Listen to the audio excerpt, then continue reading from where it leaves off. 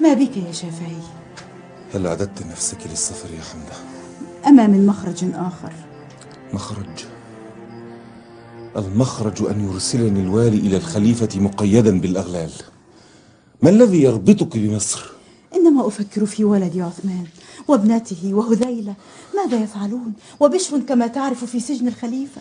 يبقون هنا في مصر أو يلحقون بنا حيث نذهب. وأين نذهب؟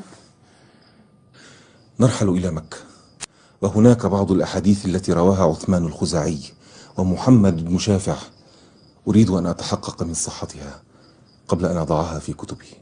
لا يصح أن أرحل قبل أن أودع نفيسة. افعلي ما تشائين، أمامك اليوم كله. غدا نرحل إن شاء الله.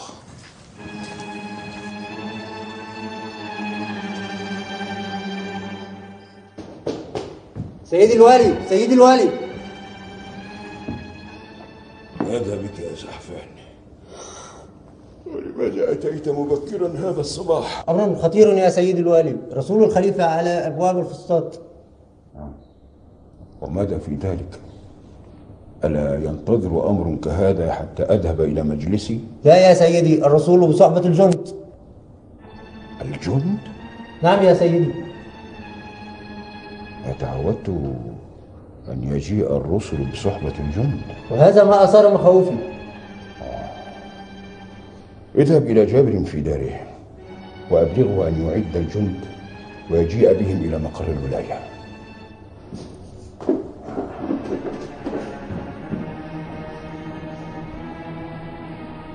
حان الوقت لإعلان الانفصال عن الخلافة.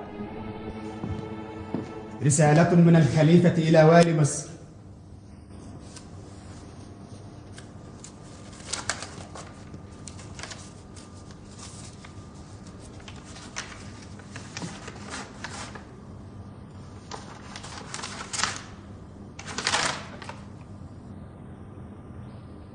يعزلني عن الولاية. المأمون يعزلني عن ولاية مصر. ما عاد له ذلك، ما عاد له ذلك. مصر دولة مستقلة لا شأن له بها. مصر أصبحت مستقلة كدولتي الأغالبة والأدارسة في المغرب. هذه الرسالة لا قيمة لها. أبلغ الخليفة بذلك.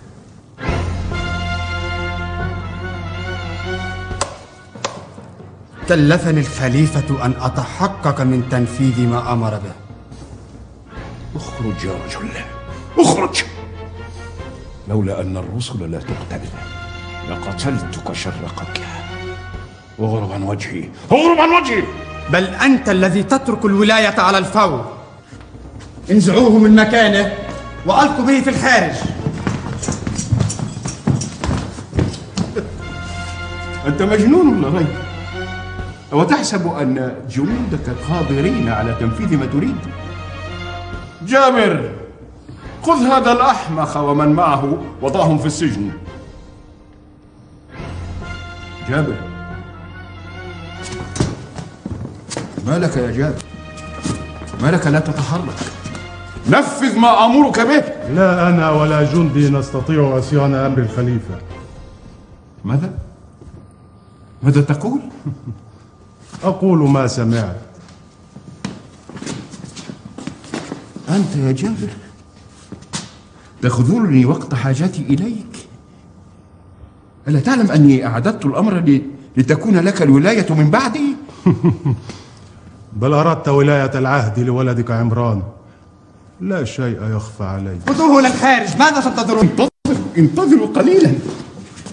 جابر، أنت أقرب الناس لي، أنت زوج ابنتي. لا تضع الوقت. جابر هذا أخلص أنصار الخليفة وأقرب أعوانه، وإنما جئنا معتمدين عليه. أنت إذن من أبلغت الخليفة باعتزامي الانفصال بولاية مصر.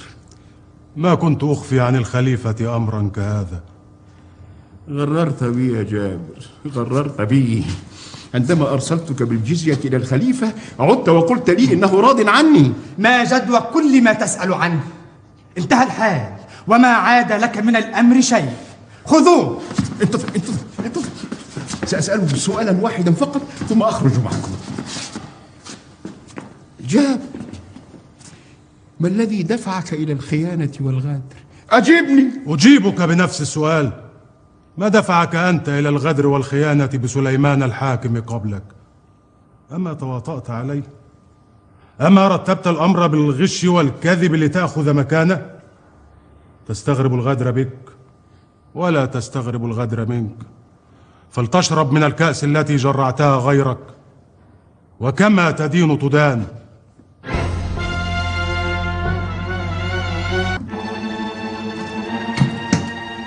إلى أين تذهب؟ أنتظر بالقاعة حتى يصل كتاب الخليفة بتعييني واليا على مصر. جاء رسول الخليفة منذ قليل بصحبة الوالي الجديد. أي والي؟ عبيد الله بن طاهر. ومن يكون عبيد الله هذا؟ كان واليا على خراسان واختاره المأمون واليا على مصر. المأمون خدعني، المأمون انهار كل شيء، انهار كل ما دبرت له. ما تقولين يا نفيسة العلم فيما يحدث للحكم والحكام بمصر؟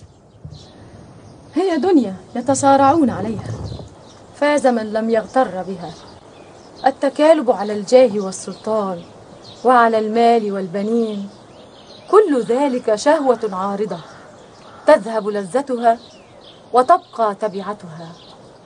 يقول سبحانه وتعالى: بسم الله الرحمن الرحيم: زين للناس حب الشهوات من النساء والبنين والقناطير المقنطرة من الذهب والفضة والخيل المسومة والأنعام والحرث، ذلك متاع الحياة الدنيا والله عنده حسن المآب. صدق الله العظيم. أحسبك من أهل الجنة يا نفيسة. تحسبينني وأحسب نفسي، والله سبحانه وتعالى يقول عن يوم القيامة: بسم الله الرحمن الرحيم: وبدا لهم من الله ما لم يكونوا يحتسبون. صدق الله العظيم. ويقول تعالى أيضا: ولا يظلم ربك أحدا. أنت بعبادتك وتقواك مستحقة للفوز بالجنة. العبرة بالنهايات يا أخي، العبرة بالنهايات. ألا تعرف أن إبليس عبد الله مع الملائكة دهورا طويلة ثم صار إلى ما صار إليه؟ الله أكبر، الله أكبر، الله أكبر.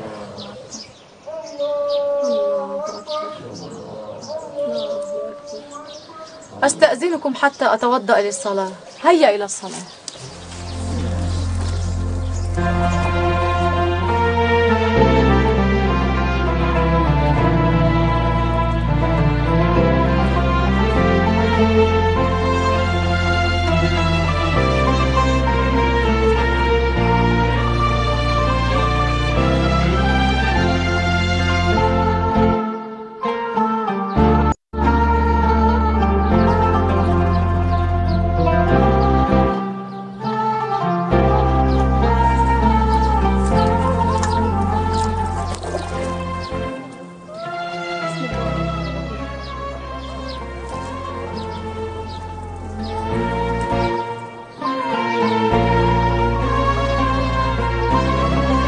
جزاك الله خيرا يا عائشة.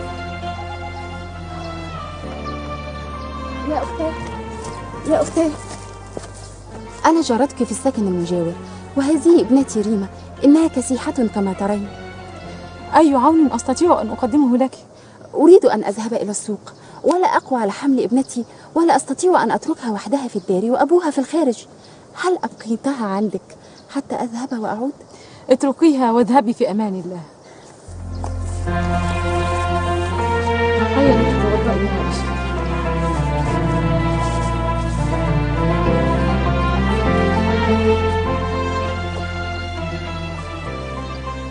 هذه المرأة يا عمتي يهودية. وماذا في ذلك؟ إن لكم في كل ذي كبد رطبة أجرا. هيا توضئي يا عائشة.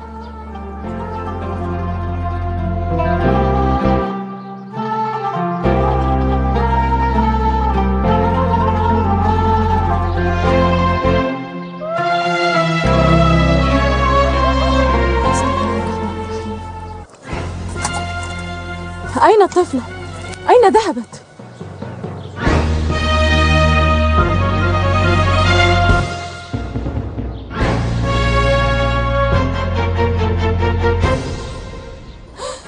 استر يا رب.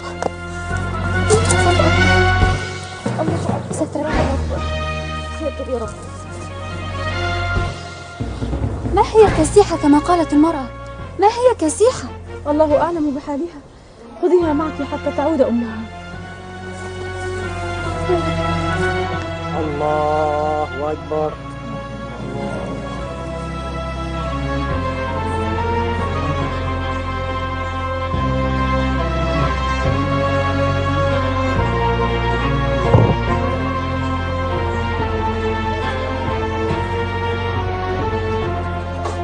السلام عليكم ورحمة الله. السلام عليكم ورحمة الله.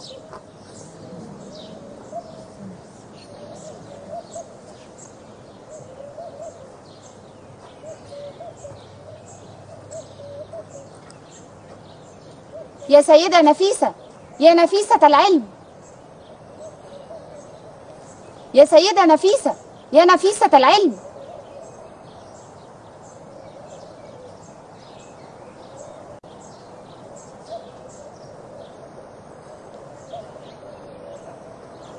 خيرا يا حبيبتي. صارت ابنتي تقف على قدميها، صارت تمشي وتتحرك كغيرها.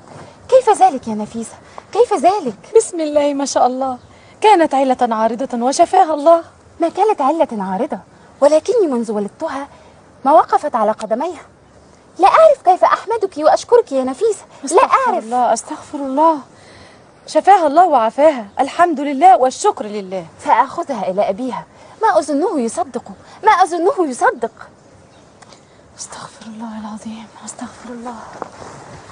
هيا يا إخوتي نستكمل ما كنا نتحدث فيه. الحمد لله، بقيت معنا يا إمام. ماذا كنا سنفعل لو سافرت وتركتنا يا إمام؟ دافع الله عنك وخذل أعدائك. إن الله يدافع عن الذين آمنوا. صدق الله العظيم. إنما تأجل السفر لبعض الوقت، وكل آت قريب. أعلن الوالي الجديد أنك باق معنا ولن تغادر مصر يا إمام. السفر قادم يا إخواني، وكلنا مسافر إلى الله. أطال الله عمرك. إنما يطول العمر بما فيه من أعمال. فيما تريدون أن نتحدث اليوم؟ حدثنا يا إمام عن القياس ودوره في استخراج أحكام الشريعة. الفقهاء من عهد النبي صلى الله عليه وسلم عليه الصلاة والسلام استعملوا القياس في جميع الأحكام، وأجمعوا على أن نظير الحق حق ونظير الباطل باطل. وهل عندك سند للقياس في السنة الصحيحة؟ روي أن عمر بن الخطاب رضي الله عنه قال للنبي صلى الله عليه وسلم عليه الصلاة والسلام: صنعت أمرا عظيما قبلت وأنا صائم، فقال له النبي صلى الله عليه وسلم عليه الصلاة والسلام: ماذا لو تمضمضت بماء وأنت صائم؟ فقال له عمر: لا بأس. فقال له النبي صلى الله عليه وسلم عليه الصلاة والسلام: إذن أكمل صيامك. وهكذا استعمل رسول الله صلى الله عليه وسلم القياس، فإذا كانت المضمضة لا تفطر فكذلك القبلة لا تفطر. عندي مسألة في الصلاة أريد أن أسأل عنها، وعندي أيضا مسألتان في الزكاة. دع الأسئلة الآن حتى نستكمل الحديث عن القياس. الأسئلة تكشف ما هو غامض علينا. ما دمتم تصرون على السؤال والجواب فدعوا الأمر لي. كيف يا شافعي؟ دعوني أسألكم كما تسألونني. وهذا دينار لمن يجيب على هذا السؤال. بما يدخل المصلي الصلاة، بفرض أم بسنة؟ بفرض. أخطأت. إذن فبسنة. أخطأت أيضا. كلانا أخطأ، فأين الصواب؟ الصواب أنه يدخل بفرض وسنة. الفرض هو النية وتكبيرة الإحرام، أما السنة فرفع اليدين عند التكبير، وأنا أولى بالدينار. لا تضع الدينار في كمك يا إمام، واختبرنا بسؤال آخر. فليكن ما تقول يا محمد. رجل قال لزوجته وهي تمضغ تمرة في فمها: إن أكلتها فأنت طالق، وإن لفظتها من فمك فأنت طالق. فماذا تفعل المرأة حتى لا يقع يمين الطلاق.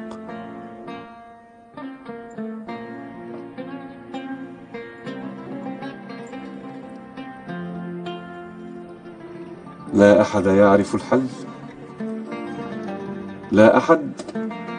إذن الحل أن تأكل المرأة نصف التمرة وتلفظ من فمها النصف الآخر، وبذلك لا يقع يمين الطلاق. وهكذا يعود الدينار إلى كمي.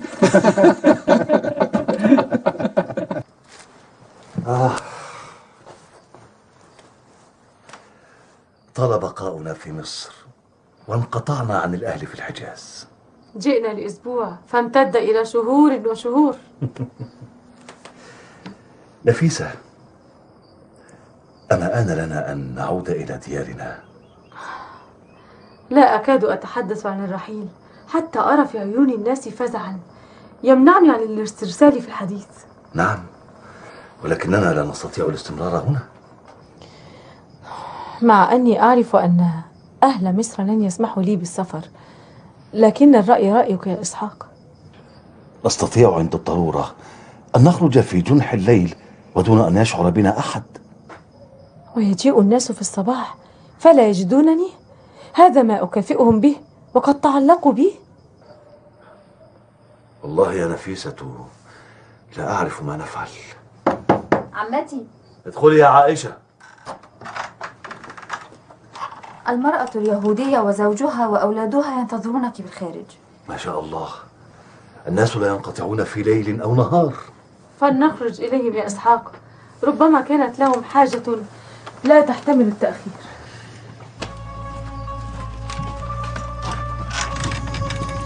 السلام عليكم ورحمة الله. تفضلوا تفضلوا. عذرا يا أختاه، ما استطعنا الانتظار حتى الصباح. كيف حال ريما الآن؟ كما ترين تسعى على قدميها. الحمد لله الحمد لله. تشاورنا في المعجزة التي حدثت عندما ابتلت بالماء الذي تتوضئين به، وعرفنا أن ربك قادر على المعجزات. ماذا تكون هذه المعجزة فيما يقدر عليه ربي؟ ألا ترون معجزاته في السماوات والأرض؟ تحاورنا فيما بيننا وأدركنا أن دينك هو الحق، ورأينا أن نعتنق الإسلام. يقول سبحانه وتعالى: بسم الله الرحمن الرحيم، إن الدين عند الله الإسلام. صدق الله العظيم. كيف ندخل الإسلام وكيف نعرف عنه ما نجهله؟ تدخلون بشهادة أن لا إله إلا الله وأن محمدا رسول الله. وتعرفونه عندما تترددون على هذه الدار، فنفيسة العلم تتحدث دائما عن قواعده وأحكامه. شكر الله لكما، وسوف نراكما إن شاء الله.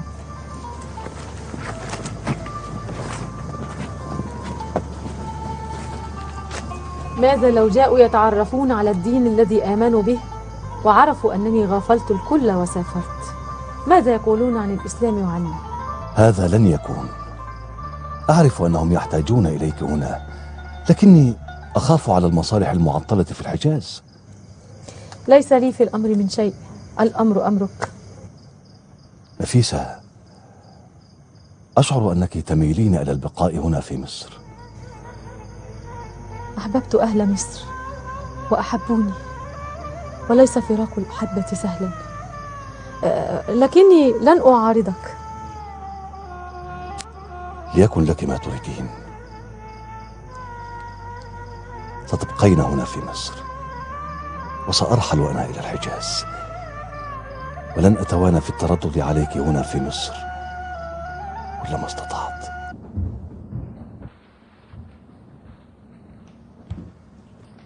هذه هي صورة العقد الصحيح كما يراها الإمام مالك. لا تضف أو تحذف حرفا واحدا حتى لا تفسد العقد.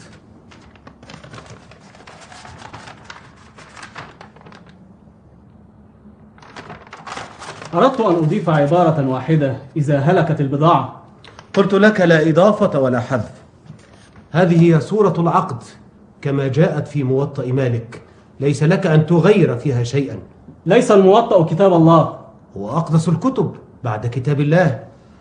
اطلب يا رجل ما كنت ترتله علينا من موطأ مالك. أول مرة أسمع هذه العبارة، إنما يكون الترتيل لكتاب الله. ما دمت تبغض مالكا إلى هذا الحد، لما جئت تسألنا عن صحة العقد؟ اطلب يا رجل ما كنت ترتله علينا من موطأ مالك. أكثرنا اليوم من القراءة. وقتنا مخصص للإمام مالك، لا ننشغل بغيره. أتنا ببعض آثار مالك نتبرك بها قبل أن نعاود القراءة. عندي عباءته ونعله وعصاه، أعطاهم لي قبل وفاتي. كل هذا الخير عندك تحتفظ به لنفسك؟ هو لي ولكل أحباب مالك يتبركون به. سوف أذهب وآتيكم بالعباءة.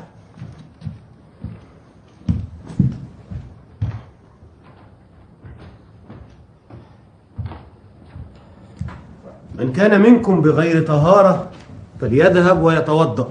كلنا على طهارة، لا نحضر مجلسا عن الإمام بغير وضوء. قم يا رجل، قم وتوضأ لتأخذ نصيبك من البركة. ما تفعلونه شرك وثنية لا يعرفها الإسلام. والله لا أشارككم في هذا الاسم ولا أجالسكم وأنتم تفعلونه. هذا الرجل مسوس علينا لينال من هيبة مالك في قلوبنا. أغلب الظن أن الشافعي هو الذي أرسله إلينا. كنت لا أستبعد الشافعي لولا أنه مريض ملازم لفراشه. مريض؟ على كل حال الشافعي لا يكف عن التعريض بنا.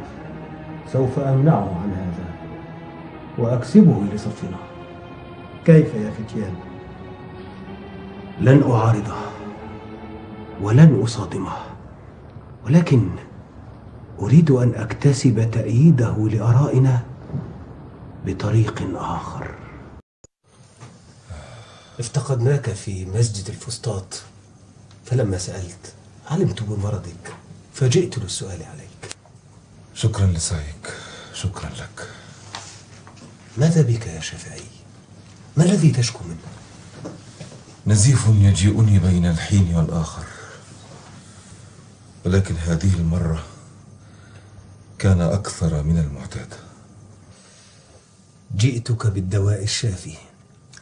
هذه القطعة من النسيج، ضعها على جبينك يوما وليلة يزول عنك ما تعانيه. وماذا في هذه القطعة؟ سأخبرك بها بعدما تجربها. لا أجربها حتى أعرف ما فيها. هي قطعة من جلباب مالك تذهب ببركتها الداء إلى غير رجعة. أستغفر الله العظيم، أستغفر الله العظيم. والله لو أيقنت أن في هذه الخرقة البالية شفائي لآثرت الموت عليها. اشتد عليك المرض يا شافعي فلم تعد تعي ما تقول. كيف يا رجل؟ كيف تشفيني هذه الخرقة؟ كيف؟ تشفيك ببركة مالك، فلقد لمست جسده الشريف. ألم تقل لي أنت بنفسك إنك تعتز بمالك وتعرف مكانته؟ مالك عندي علمه ورأيه، وليس عمامته وجلبابه.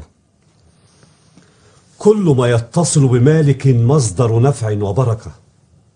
لو أن آنية مسكها بيده أو كوبا لامس فمه لصار قادرا على أن يجلب الخير ويمنع الشر.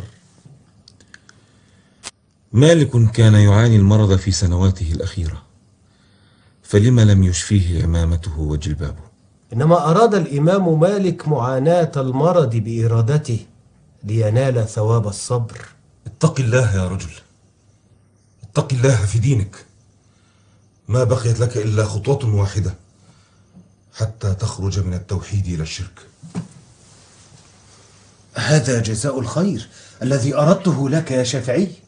جئتك بقطعة من جلباب الإمام مالك شفت العشرات من قبل. قد أخطأت يا أبا عمرو عندما جئت بهذا الأثر المبارك. إياك يا فتيان أن تستعملها مرة أخرى أو تستشفي بها أحدا. لو فعلت شيئا من ذلك نصبتك عداء لا هودة فيه. تخوفني بعداواتك يا شافعي، ومعي آثار مالك ترد عني كل من يريدني بشر. افعل ما تقدر عليه يا شافعي. هيا يا أبا عمرو هيا.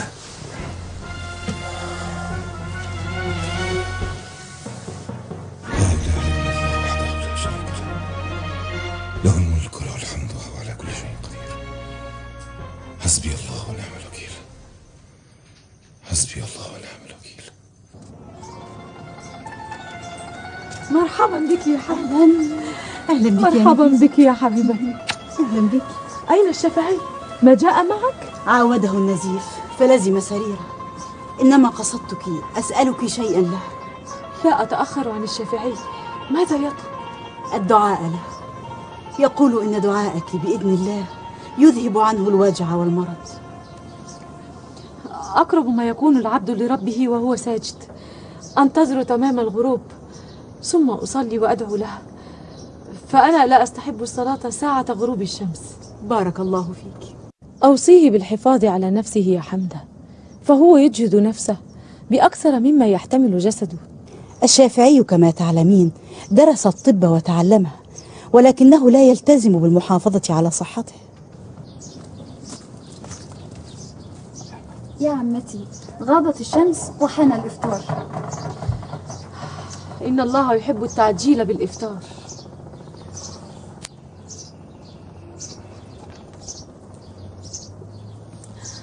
ذهب الظمأ وابتلت العروق وثبت الأجر إن شاء الله.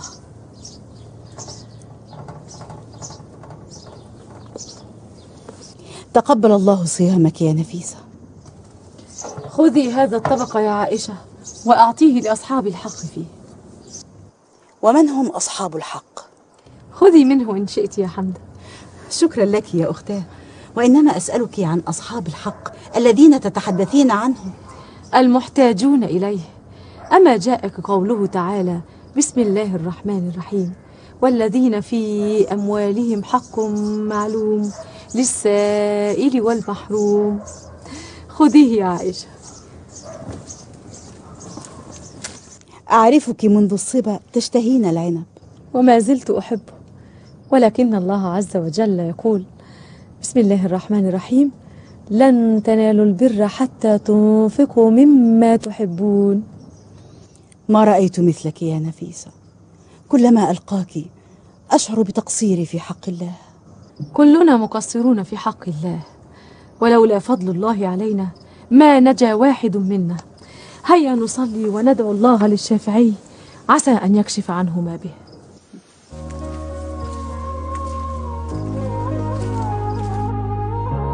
اللهم أنت الشافي المعافي، اللهم أنت الشافي المعافي. لا تبتئس يا عثمان، أبوك بخير يا ولدي.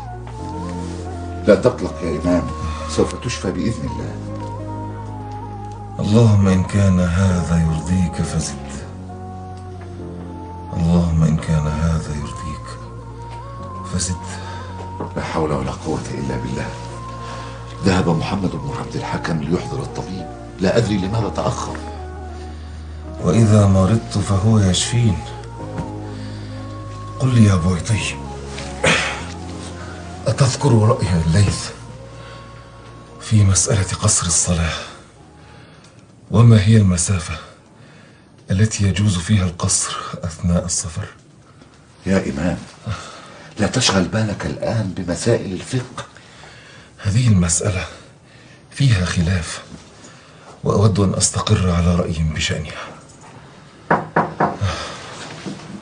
السلام عليكم ورحمة الله. وعليكم السلام ورحمة الله وبركاته. ورحمة الله وبركاته. جئتك بطبيب ماهر يا عماه، فهو أعلم أهل هذا الزمان في الداء والدواء. ما الذي تشكو منه؟ ائتوني بكرسي فأنا لا أستطيع الوقوف. ما الذي حدث لك؟ ما بك؟ ما بك أنت؟ أشعر بضيق في الصدر وصعوبة في الحركة ورعشة في اليدين، وظهري كذلك يؤلمني.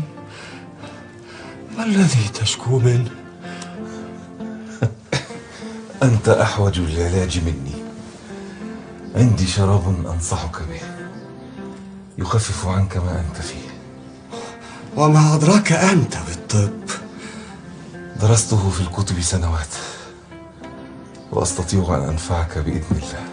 ولماذا جئتم بي؟ لماذا ألححت في حضوري؟ أعدوني إلى داري. يا محمد، رافقه إلى داره، وإياك أن تتركه حتى تطمئن عليه. أمرك يا عماه. تفضل.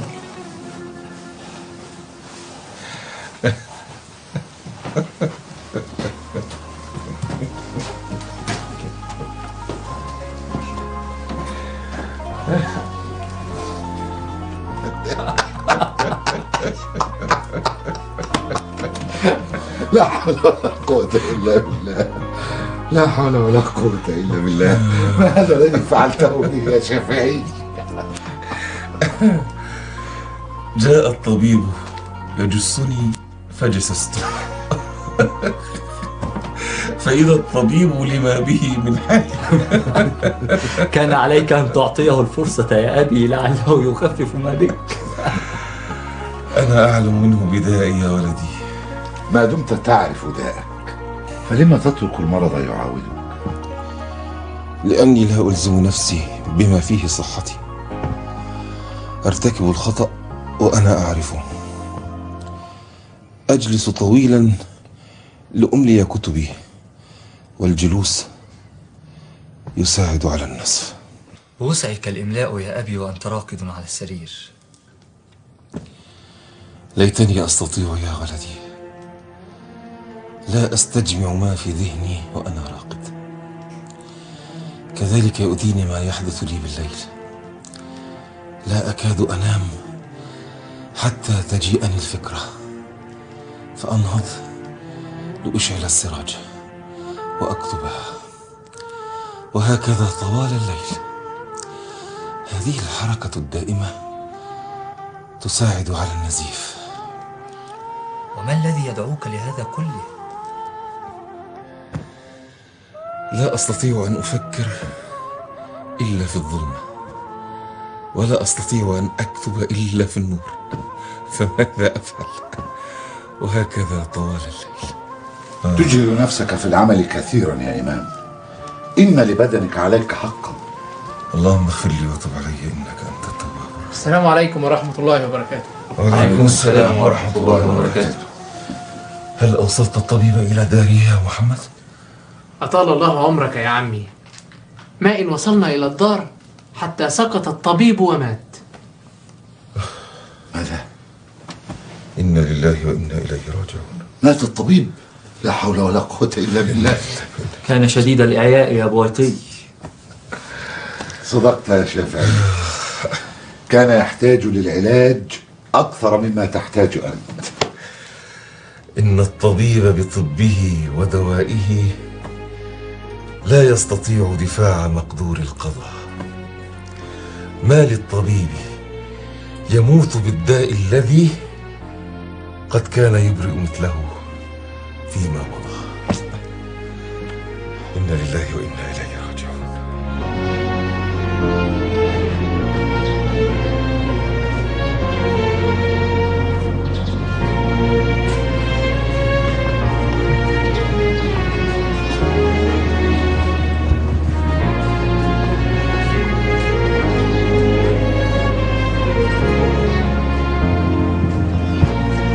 السلام عليكم. وعليكم السلام ورحمة الله وبركاته.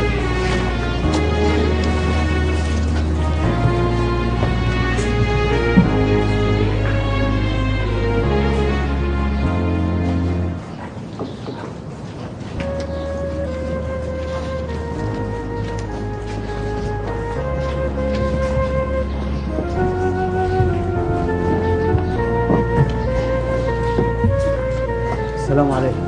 وعليكم السلام. بكم تبيع هذا الثوب؟ 8 دنانير. ولماذا تبالغ في ثمنه؟ اشتريته ب4 دنانير وفقط. تشتريه ب4 وتريد بيعه ب8؟ أتربح رأس المال دفعة واحدة؟ لا أربح رأس المال، ولكني لا حاجة لي به، فالأثواب تملأ السوق.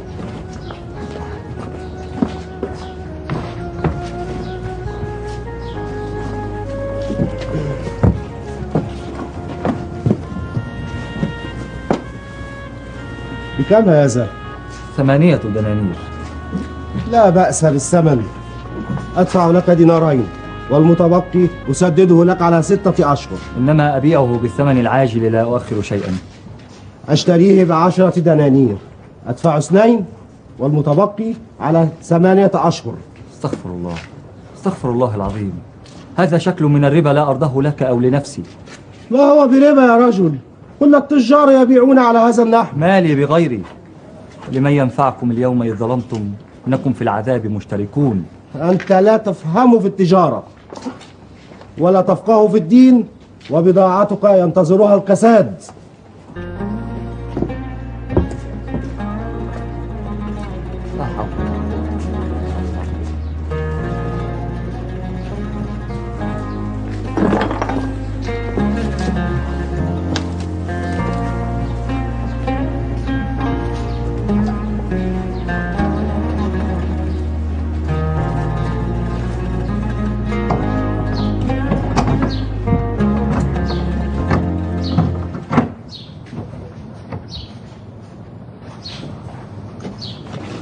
لا حول ولا قوة إلا بالله.